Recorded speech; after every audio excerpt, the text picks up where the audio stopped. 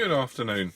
I'm just home from work and I thought I'd do a little update on the terrain that I've been building this week. And as you can see, I've been doing some roads. So these are made up of my favourite heating insulation foam. I think this one's 10mm thick. Comes in a large sheet, about a metre and a bit by 600mm, 60 centimetres or something like that. Anyway, quite a large sheet, which I cut up, and I've made 4-inch sections of road. So this is one of those. It's a foot long, and I've made about 6 or 8 of these. I cover them in a basing of sand, and then add some gravel and flock, and then paint them up. These ones, as I've mentioned before previously using this stuff, you get lots of ridges, and the first few I didn't sand, and you can actually see the little ridges there. The next lot I sanded, and you don't get the ridges.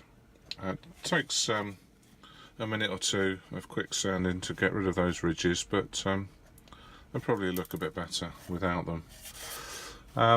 So I've made sections of straight, smaller sections of straight, so I've made a few each of these different sizes. Some junctions, so we've got a T junction, I've got a Y junction, and a crossroads. So these will all fit together on the table like that. I have toyed with the idea of magnetising them, and I have actually, on a bit of blank foam, tried the concept out,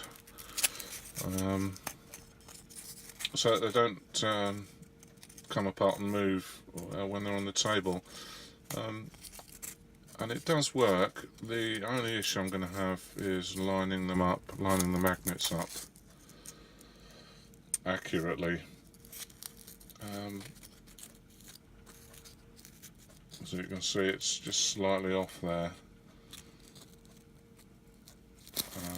So I'll maybe play with a couple of real pieces and see if it works and is easy enough to do. But I might magnetise those. Just a little bit about the sand that I use. I bought a big bag of builder's sand, and this is it. So you get your fine sand, but obviously you get your larger bits of grit and pebbles in there. So what I've done is I've actually sifted out those. So depending on the treatment I want, this is just the sifted finer sand. And of course, having sifted it, you also get the pebbles. So for different surfaces and different items of terrain, you can use different sands. So on these ones, the whole thing is covered in fine sand, and then I've just used some of the thicker sand, or larger pebble type sand, to create the roadways in the centre of the road there, and then added some flock. So I probably just need to give that a coating of hairspray or something, just to give the flock a little bit of sealing, or maybe some spray varnish. I'll see how I get on with those. Did I mention the bends in the road? So I've got a few of those as well, and these are just tapered off to give it the edges, rather than having the flat edge, which I've just done with a scalpel, a ruler across, and then holding the scalpel at a bit of an angle. I could have done it with my hot wire cutter, but that's sitting on my chest of drawers at the moment with a load of stuff on it, so I just quickly did it with a scalpel. So that's my roads. So let's just move those out of the way in a second.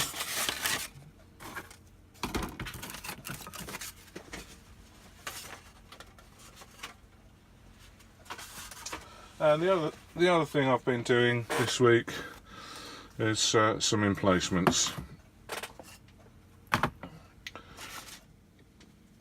So I've done 4 of these, or 2 large and 2 small, similar method. These are based on cork. I've used 2 layers, is it 2 or 3 layers of foam, and then just shaped the edges to form an embankment. Coated it with filler, let that all dry, painted it off, and then on the inside I've put coffee stirrer sticks and bamboo skewers as the wooden internal part of the emplacement. So these are the coffee stirrers. Got them on eBay, 1,000 coffee stirrers. Can't remember how much I paid now, but that'll last me a little while. I do all my fencing and stuff like that with the coffee stirrers. So these are the smaller ones, same principle. Gluing the foam down to the cork board, the best method I found is hot glue gun. The PVA glue takes well over a day, and even then, if you were to prise it off, the stuff right in the middle is not hasn't set, so it takes ages and ages to set. And of course, if there's any